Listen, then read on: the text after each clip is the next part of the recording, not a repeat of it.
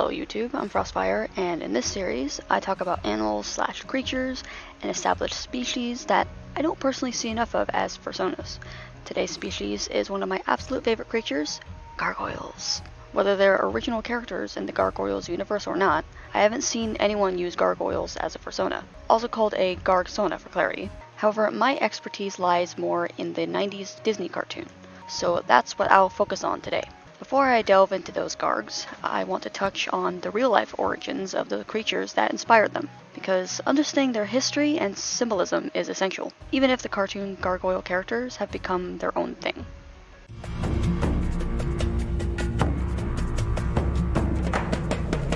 As you may already know, gargoyles originated from Gothic architecture. However, they are also known as grotesques, which is a fitting name. These stone structures are typically adorned with mythical or fantastical creatures, and are used as decorative elements, as well as waterspouts and drains. They are designed to direct water away from the sides of buildings, preventing erosion of the masonry walls and mortar. Architects often use multiple gargoyles in buildings to divide the flow of rainwater off the roof and minimize potential damage from rainstorms. The trough is cut into the back of the gargoyle, and rainwater typically exits through the open mouth. This purpose connects back to the etymology of gargoyle. The term originates from the French Gargouille, which likely means throat in English, or is otherwise known as the gullet. The word comes from the root gar, meaning to swallow, which represents the gurgling sound of water. This etymology is comparable to similar words that are also derived from the same root word, such as the Spanish garganta, meaning throat, and Portuguese gárgola, meaning gargoyle. Additionally, Latin also has Gargoyle, Gargula, which all mean gullet or throat. It is also connected to the French verb, gargariser, which shares a Latin root with the verb gargle, and is likely of imitative origin. Further research into the etymology reveals that the Italian word for gargoyle is doccione, or gronda, sporgente. an architecturally precise phrase that means protruding gutter. Italian also uses or when referring to a grotesque shape. While gargoyles can be adorned with a variety of mythical and fantastical figures, they are often hybrids of different human, animalistic, and mythical features. For example, check out this cool xenomorph grotesque. Although they are primarily decorative, many scholars suggest that grotesques were also used to ward off evil, which is why they are sometimes called protectors. These carvings are typically found on buildings of religious significance, particularly churches and cathedrals. Grotesques, despite being present in religious spaces, are not directly related to religion, as their designs are often more whimsical and lack religious connotations. It's interesting to note that they are frequently positioned out of view from common areas on high ledges and rooftops. Perhaps they were carved out of the way of eyesight to prevent religious people from being scared or offended. But it raises the question of why these religious places didn't use creatures like angels or other beautiful entities instead. But I digress.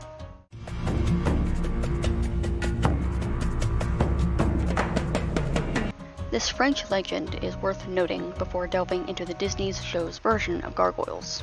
It has an interesting connection to architecture, and it seems to provide some context as to why such creatures would be placed on churches. The legend is based around Saint Romanus, the former chancellor of Merovingian, King Clotaire, II, who became the bishop of Rouen, According to the legend, Saint Romanus, saved the area around Rouen, circa 631 to 641 AD from a monster known as gargouille, or Goji. The legend of gargouille, tells the story of a dragon-like creature with bat-like wings, a long neck, and the ability to breathe fire from its mouth. According to different versions of the story, Saint Romanus, subdued the creature either by using the crucifix or with the help of a condemned man who volunteered to capture it. Regardless of the method, the monster was eventually led back to Rouen, and burned. However, its head and neck were said to be immune to the flames due to being tempered by its own fire breath. The head was then mounted on the walls of the newly built church to ward off evil spirits and protect the area. In honor of Saint Romanus. the archbishops of Rouen. were granted the right to release a prisoner on the day that the saint's Reliquary. was carried in procession. So, yeah, this legend perfectly explains why gargoyles became the monstrous, wall-protruding waterspouts they have become. I know that all of this neat information may not seem important, but once we look into the Disney Gargs, I think you'll see why I went all into that. Alright, so what makes the Disney gargoyles so cool to me, enough to suggest to you to make one as fursona? Well, it's quite an extensive lore.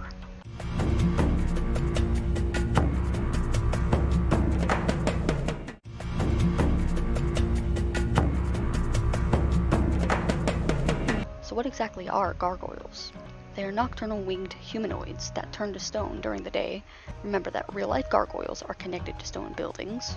They live in close-knit groups called clans that protect their rookeries, which include their eggs and the homes they are nested in, and the surrounding area. While there are wingless quadruple gargoyle beasts that are more animalistic and dog-like, gargoyles are typically bipedal. Not every gargoyle will appear physically fit. They can also be rotund, lanky, or diminutive. Regardless of their appearance, they are generally more powerful than humans. For example, their claws can cut right through concrete, and a gargoyle could easily yeet a human over their head if they wanted to. Even gargoyles who are up there in age are just as agile as their younger counterparts. As involuntary nocturnal creatures, gargoyles are highly skilled at concealing themselves within shadows, making them perfectly camouflaged in darkness for ambushes or simply to move around stealthily. In addition to their inherent strength and beastly features, the cover of night is typically a gargoyle's strongest weapon against their adversaries. Essentially, imagine a larger and more impressive ninja. Despite being bipeds, gargoyles are strong enough to gallop on all fours like quadrupeds, which is super awesome, but very rare. In combat, gargoyles are known to use their fists, feet, claws, teeth, and even their wings and tails as weapons. Their enhanced strength and agility combined with these natural appendages allows them to make short work of their enemies. Other gargoyles, or beings of similar strength, are probably among the few opponents that could match them. Gargoyles exhibit tremendous visual variety, which presumably helps them in identifying each other since they generally do not use names for this purpose. Although there are exceptions to this rule, of course. For example, some have hair and some do not. Most gargoyles have crests on their forehead in addition to horns, but some lack one, the other, or sometimes even both. Additionally, some have relatively round humanoid faces, and some have more animalistic snouts, while others bear features that are near human. Most gargoyles have 7 limbs, which includes their wings and prehensile tail. Their tail is a unique anatomical structure that aids in their ability to glide through the air with ease. They have 4 digits per limb, with 2 arms, each featuring 3 fingers and opposable thumb, and 2 legs, each with 3 forward toes and a back claw. Curving spurs extend from the knee and elbow joints of their legs, providing additional support and agility. The lower body portions of gargoyles are similar to those of humans and quadrupedal animals, with corresponding appendages. This allows them to drop down on all fours and run faster. They have digitigrade legs and stand on their toes, giving the appearance of being taller than they actually are. They also have 2 wings with 4 digits that are often divided between ribbing for the wings and finger-like grasping claws at the apex. However, some gargoyles may have a snake or dolphin-like tail instead of legs.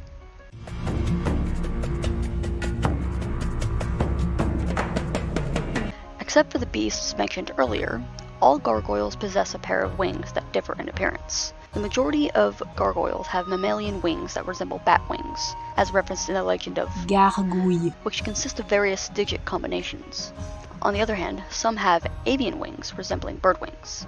The most uncommon wing variation is the one that looks like a flying squirrel's parachute-like skin membrane, which stretches between the arms and legs instead of extending from the back like other gargoyles. Regardless of the type of wings a gargoyle possesses, they are only capable of gliding and cannot fly due to their powerful muscles and dense bone structure. Even the weakest gargoyles are unable to achieve true flight. Once in the air or on a high surface, they can utilize upward and downward air currents to simulate flight and generate speed through momentum. However, they require height to take off and typically need to fall off an elevated terrain before or after unfurling their wings to glide. Gargoyles cannot lift off the ground by flapping their wings, achieve flight through running or hover. To get into the air from the ground, gargoyles must climb using their claws to a sufficient and elevated height before jumping. Their wings, which are quite prehensile, can fold their bodies around in a cape-like manner. make it one of the most iconic features of gargoyles. Unfortunately, only the bat-like wings possess this amazing characteristic. When folded, the bones in the wings appear to curve, suggesting that the primary arm of the wing consists of a series of smaller connected bones resembling a spinal column, rather than a single solid bone.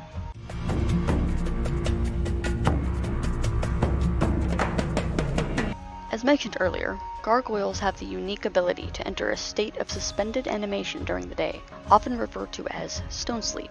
When exposed to sunlight, they transform into a stone-like substance that appears to be organic in nature. They remain in this state until nightfall, when they awaken and return to their normal state of mobility. Upon waking up, they break free from a surface layer of stone that is cracked and flaked away, revealing their flesh and blood underneath.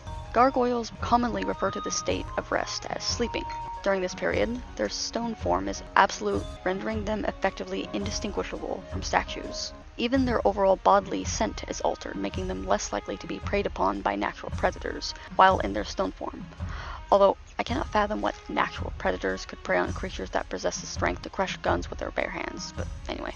This transformation is not triggered by direct sunlight, as a gargoyle kept in a dark and secluded place will still turn to stone when the sun rises. Rather, it is due to the gargoyle's internal clock, as dictated by their circadian rhythms. While in their stone form, all Physiological functions of the gargoyle come to a halt, except for their natural recuperative processes. Interestingly, these processes seem to be even more effective during the duration of their stone sleep. Due to this, a gargoyle can remain submerged in deep water while in their stone state, although the thought of a perpetually drowning gargoyle waking from their stone sleep is quite frightening. There is a risk of danger to their somatic systems and functions, such as breathing and circulation, if they remain in this state for too long. However, a certain level of cognitive activity must remain, since gargoyles are said to be capable of dreaming while in this state of sleep. A gargoyle stores a form of energy while dormant in its stone form during the day. Without this energy, they would lack the ability to glide with their wings and perform any other strenuous activities while awake.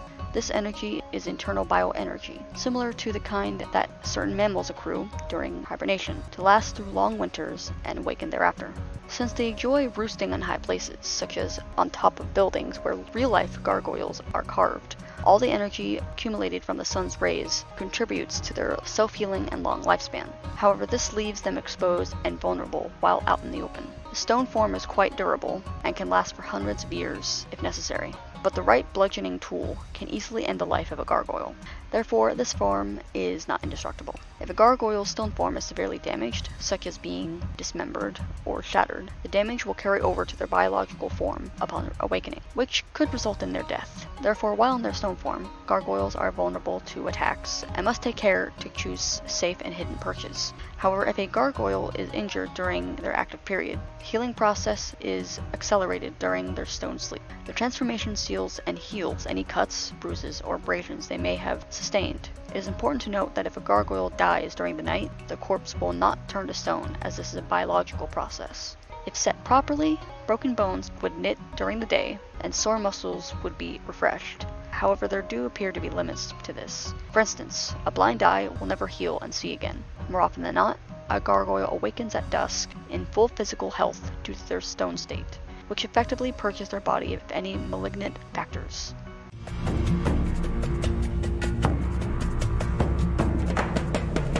The male gargoyle's eyes glow white, while the female's eyes glow red, especially when they are in an excited state, typically indicating anger. This glow is an indicator of an adrenal response similar to a stress response or fight or flight seen in humans, and provides the gargoyle with a boost in strength and stamina.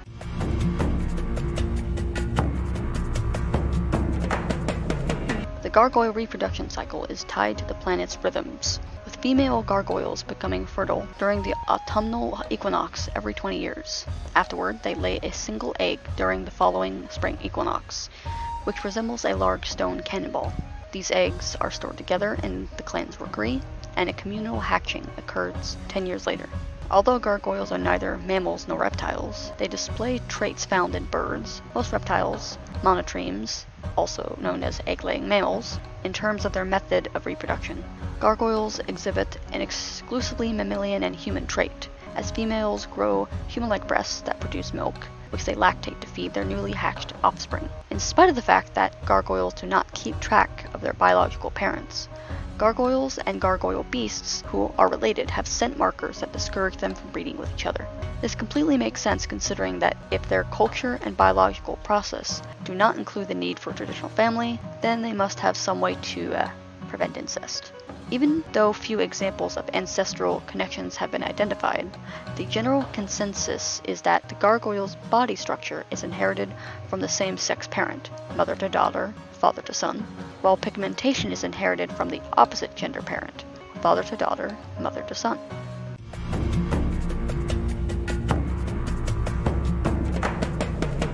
Although not inherently immortal, gargoyles can live for an extremely long time due to their stone sleep, which appears to slow or even halt their aging process until they wake up the following night. This means that even in old age, they are not as frail and incapacitated as other creatures, and can still be physically active and formidable. As they spend exactly half of their day in stone form, they age at a slower rate than humans, and it's believed that they can live up to around 200 years old. The stone form also has the ability to heal and reduce the effects of aging, making it highly unlikely that a gargoyle would die of natural causes, such as old age or prolonged illness, while in this state.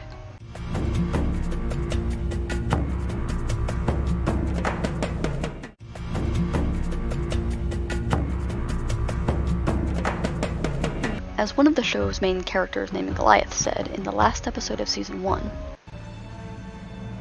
"Thank you so much for saving Goliath for me." Wait, you said that destroying my brother is the only way to survive. Is that all there is for us? Mere survival? Isn't that enough? No. Gargoyles protect. It is our nature, our purpose. To lose that is to be corrupt, empty, lifeless. Additionally, another character named Hudson said this, Why do we risk ourselves to protect the humans' castle? She's right. Let the Vikings have it. We can survive anywhere. A gargoyle can no more stop protecting the castle than breathing the air. Despite their animalistic instincts, gargoyles can be as intelligent as humans, but their thought processes are typically more direct and simplistic. Their culture revolves around their innate desire to protect their territory and community. They are fiercely loyal to their clan and will defend any humans within their castle. A protectorate refers to a defined area where a gargoyle clan provides protection and guardianship. However, there have been examples of gargoyles that have strayed from this path, as is the case with Goliath's ex-mate, Demona, suggesting that the gargoyle culture of protection might be more a matter of nurture than genetics. The gargoyles of old seem to have believed that their brethren and humans must coexist to fill each other's flaws, with humans protecting gargoyles during the day, and gargoyles returning the favor during nighttime. Are you coming on the tour? What do I call you anyway? Must you humans name everything? Nothing's real to you till you've named it, given it limits. It's not like that. It's just that, well, things need names. Does the sky need a name? Does the river? The river's called the Hudson. Ah, fine, lass. Then I will be the Hudson as well. Great. Hudson it is. I don't know how... Historically, gargoyles did not believe in the necessity of names, and generally did not adopt the tradition. On rare occasions, the leader of a gargoyle clan would be given a name by the humans they protected. Members of the clan are not necessarily related biologically. Bloodlines are shown to mean little to most gargoyles. Nevertheless, the gargoyles in the clan consider themselves members of a single extended family, often referring to others of their generation as rookery siblings. This reflects the fact that gargoyles are hatched from eggs that are stored communally in rookery. As a result, parents are never certain which hatchling is their biological offspring. Rather, hatchlings are considered children of the entire clan. The wind ceremony is a traditional funeral ceremony that gargoyles hold for deceased members of their clan. The initial stage of the ritual involves reducing the body of the deceased into a powder form, which can be accomplished either by cremating the flesh or pulverizing the stone. Afterwards, a memorial is held on the highest peak in the region, during which anyone, friend or enemy, may speak of the departed. Finally, the mourners scatter the remains into the wind, reciting the words ashes to ashes or dust to dust, all is one with the wind. The gargoyles then spread their wings and soar amidst the ashes or dust, hoping that a part of the departed will remain with them forever. And with that, I believe that's a good ending for this explanation of gargoyles. Hopefully I've provided you with enough reasons to create a Gargsona. I am very biased, but I think they deserve to be more prevalent in the fandom. Overall, there are so few of them that I haven't met one yet. But what if you already have one? Somehow, unless you made one while watching this video. Tell me about yours in the comments below. I created some stereotypes I thought might fit Gargsonas, but they may not necessarily apply to yours. Please keep in mind that these stereotypes are not meant to be taken too seriously and are only intended for fun. I do not even fit all of the criteria on this list. So, let me list them off. It's highly likely that you were, or still are, a huge fan of the Disney cartoon Gargoyles, if you chose one as your fursona species. If not, please let me know how you came to that decision. You are fiercely protective of those you love, your possessions, and your home. Bonus points if you have a career in law enforcement or a similar field. You have an interest in Gothic architecture, fashion, and/or medieval history. You enjoy both sci-fi and fantasy genres in any form of media and appreciate both equally. If you enjoy literature, you may have a fondness for Shakespeare, especially if English or another language involving literature was your favorite subject in school. You share the same name as a real-world location. You have Irish ancestry. You are either a nocturnal person or a nyctophile, a lover of nighttime. You are drawn to heights and enjoy being up high. You have a strong sense of justice and often take matters into your own hands. You are a bit of a loner and prefer to keep to yourself. You have a love of nature and enjoy spending time outdoors. And finally, you are passionate about protecting the environment and preserving natural habitats. Let me know if any of these stereotypes apply to you, or if there are any others that I might have missed. I personally identify with all but a few of them. That being said, I would love to see more gargoyle fursonas. Simply stating that they are my favorite creatures ever, and I have loved the show since childhood, does not accurately convey their significance to me.